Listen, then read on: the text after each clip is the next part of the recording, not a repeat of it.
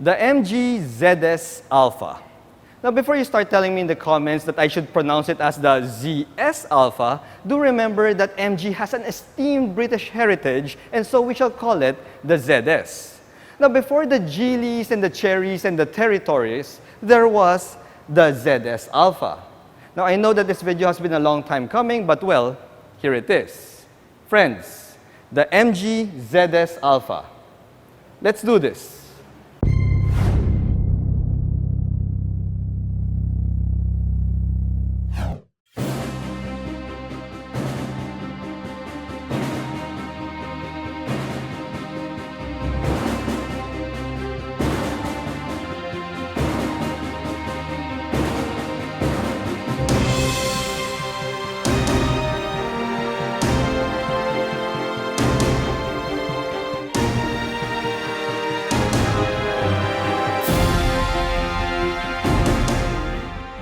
Hello guys, I'm Reagan and welcome back to another car review. If you're new to my channel, I hope you hit that subscribe button and become part of the Reagan's Rides Army. If you're my subscriber already, thank you so much for your support by watching this video. I also hope that you give it a like.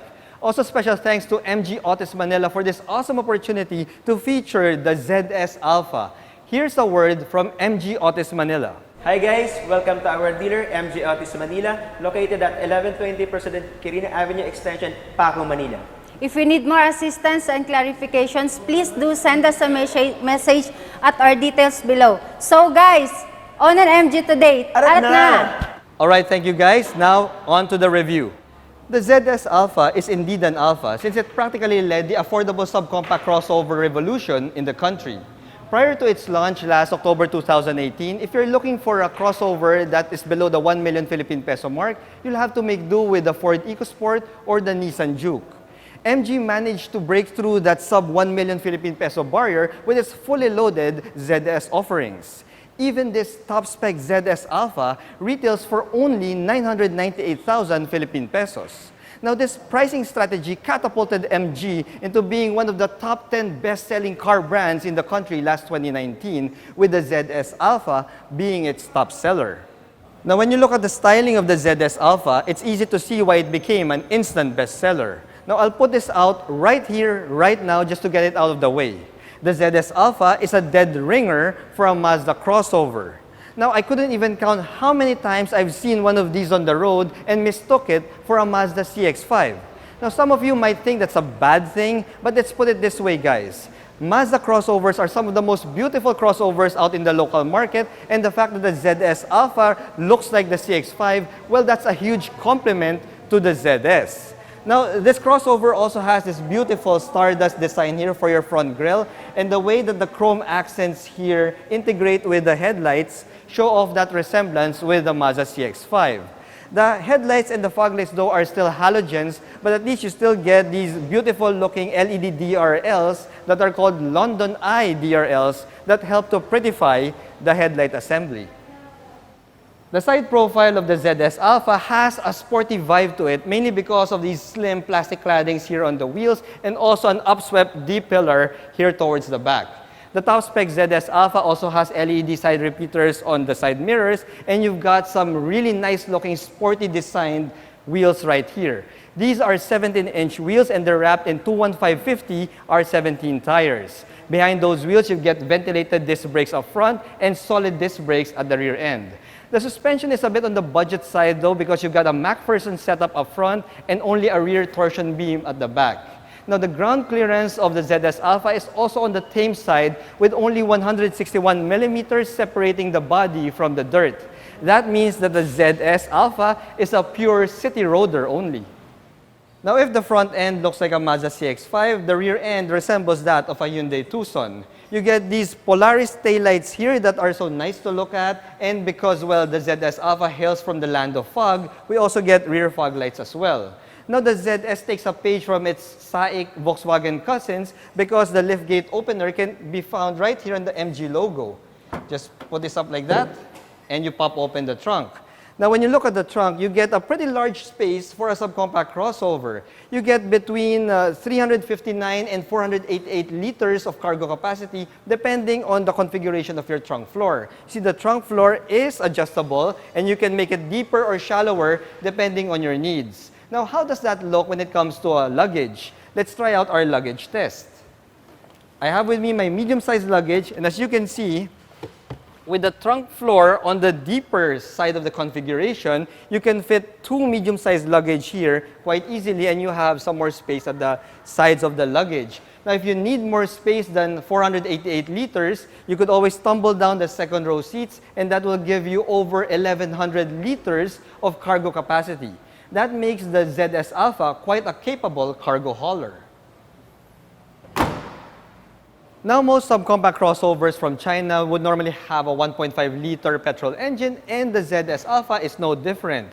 What we have here is a 1.5-liter naturally aspirated 4-cylinder motor that puts out 112 horses and 150 Newton-meters of torque. Now, power is sent to the front wheels via a 4-speed automatic transmission that has been sourced from Aisin. Now, the power may be on the tame side and the transmission is straight out from the 80s, but this drivetrain format is already proven and quite reliable. Now, MG used to make sporty British roadsters, and you could see that heritage right here in the cockpit of the ZS Alpha. There are sporty roadster design cues here, from the circular AC vents to the faux carbon fiber trim that's found in the center stack. Now, the top-spec ZS Alpha gets leather seats here and a leather-wrapped steering wheel. And I dare say that the leather quality used here is pretty good considering, well, the sub 1 million Philippine peso price mark. Now, the steering wheel also adjusts for tilt, but it doesn't telescope, guys, so it's a bit of a bummer if you're a taller driver and you want to find the perfect driving position. However, the ZS Alpha has a cruise control stalk right here at the back, so that is another feature that I didn't expect to see in a vehicle that's below 1 million Philippine pesos. Now, when you look at the gauge cluster of the ZS Alpha, you'll see that you have an analog setup right here with a black and white TFT LCD screen display in the middle for your vital stats. Now, the gauges may be a throwback to an era when MG was still making roadsters, but the infotainment system is a full-blown modern touch. This is an 8-inch touchscreen infotainment system with Apple CarPlay, but unfortunately there's no Android Auto. However, we still get a reverse camera here, and the resolution is quite decent, especially for the price point. You also get some actual knobs and buttons here on the bottom part for the most important functions of your infotainment system. Now, I like how this center stack has been designed. It's clean and functional and straightforward, and it also houses your manual climate control system. There are also a couple of USB ports and a 12-volt outlet, and you also get a manual e-brake right here instead of an electronic parking brake. This is quite fitting from a brand that made the sporty British roadsters in the past. You also get a couple of cup holders here, which we will subject to our clean canteen test. As you can see, the first cup holder up front passes the clean canteen test. The second cup holder fails it because it's a little bit on the smaller side. Not really a big issue. At least one of the cup holders can fit my clean canteen. We also have a leather wrap armrest here in the center and a small cubby, so that is also a good thing, especially if you want to relax when you're going on a long drive. Now, when you look at all the cabin materials that's been used in the ZS Alpha, despite being the top spec variant, you still get some hard plastics here and there. However, there is an effort to soften it up a little bit because some of your high traffic areas like the door cards and the elbow rests are all padded with soft touch materials, so that is still a good thing. And I love the fact that the design of this cockpit is clean, functional, and straightforward. Now, the second row seats of the ZS Alpha is pretty spacious for a subcompact crossover.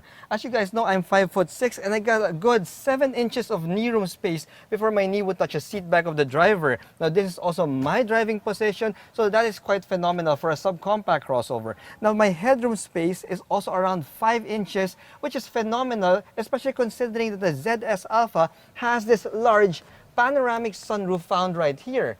I believe that this subcompact crossover is the only one you could buy below 1 million Philippine pesos that gives you an actual panoramic sunroof. However, I noticed that the covering of the sunroof is only a screen rather than something that's a little bit more solid, so that might pose us an issue, a heat issue, when you're driving your ZS Alpha on a hot summer day. Now, to further compound that heat issue is the fact that, you don't get any toys here at the back seat of the ZS Alpha. You don't get rear AC vents difference, you don't get any charging ports, you don't have a center armrest here, and there are no cup holders as well.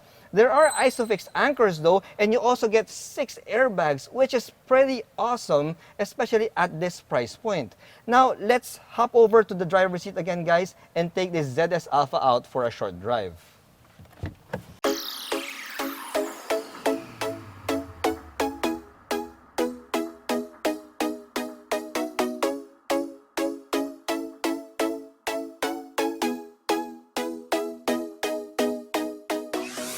Alright guys, so we're now behind the wheel of the MG ZS Alpha, and right off the bat, I could tell you that this is going to be one of the easiest crossovers that I am going to drive in any of the cars that I've reviewed. You see, you've got a great amount of visibility up front and a good amount of visibility on the sides.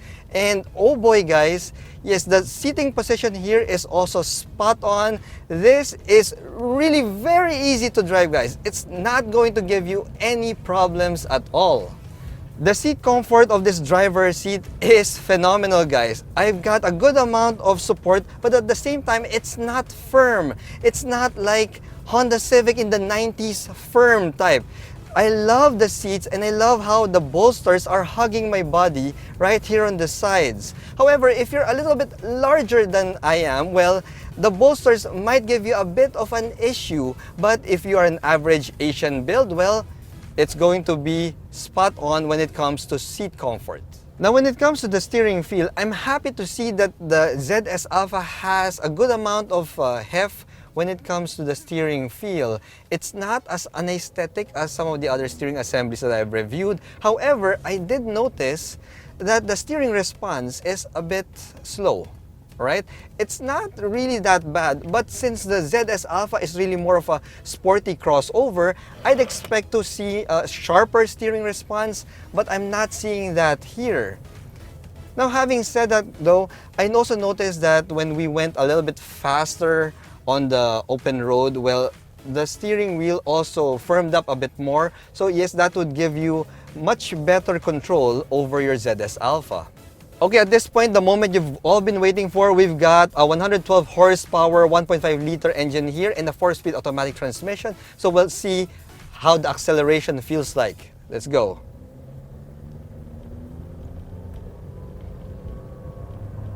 Alright guys, so I could already tell you that yes, acceleration is what would be expected from a 1.5 liter naturally aspirated gasoline engine. It's not hectic. It's not seat in your pants acceleration, but it's all right, guys. It's all right for a city commuter. Now, the star of the show there is, surprisingly, the 4-speed automatic transmission. You see, the way they tune the transmission here is you've got a good amount of torque coming in from down low, and that means that you won't be left hanging when you're trying to do an overtaking maneuver. And I love that about this ZS Alpha. Okay, now I've shifted to sport mode, and let's see how the acceleration feels like in sport mode. Okay, so we downshifted there, and you could hear the engine noise, but it doesn't really translate too much to speed, guys. It's a little bit peppier versus the normal drive mode of the ZS Alpha, but still, it's not like seat in your pants type of acceleration. I don't really expect that since this crossover only has a naturally aspirated 1.5 liter gasoline engine, so it's not really gonna win any drag races when it comes to the acceleration department. Now, when it comes to the suspension tuning, well, I've heard some reports from some other people that are saying that MGs don't really have the best suspension comfort out there in the market. I'm here to tell you guys right now that, well, the ZS Alpha has a decent level of suspension tuning. You see, despite being on the sporty side of the crossover spectrum, the ZS Alpha has a really nice and pliant ride. It's not stiff. And as I'm going through this speed bump, yes, the suspension doesn't bounce around and it doesn't feel like I'm in, let's say, a pickup-based SUV. The ZS Alpha feels very much like a regular subcompact crossover, and I am pleasantly surprised to see that in this crossover. Another plus point that I've noticed with the ZS Alpha is the level of NVH in this cabin. You see, there is no vibration at all. Ooh, isa pa to. Mapapamura na naman ako dun. Cut yan, cut. Now, another bonus point that I've seen in this ZS Alpha is the level of NVH inside the cabin. For a budget subcompact crossover, this ZS Alpha feels like a premium crossover when it comes to NVH. You don't hear too much noise from the outside, and vibration, well, there's hardly any, guys. In fact, there's none at all from the inside. So I'm happy to say that the ZS Alpha, even if it's below 1 million Philippine pesos, will give you a premium feeling ride inside the cabin. Now overall, guys, well, for below 1 million Philippine pesos, I could see why the ZS Alpha is an instant bestseller in the local market. This crossover is giving me premium levels of cabin features, amenities, and the driving feel from behind the wheel. And I love the fact that, well, it also looks really handsome and really good at the same time. The ZS Alpha may have paved the way for affordable and budget subcompact crossovers in the local market, but competition from other Chinese car brands is fast catching up. It had the advantage of an early and successful start, but may now have a difficult time maintaining its lead given all the options available in the local market. Luckily, the heavily refreshed MG ZS Alpha was recently unveiled in China, and it's only a matter of time before that crossover makes it to our shores. Until then, thanks for watching.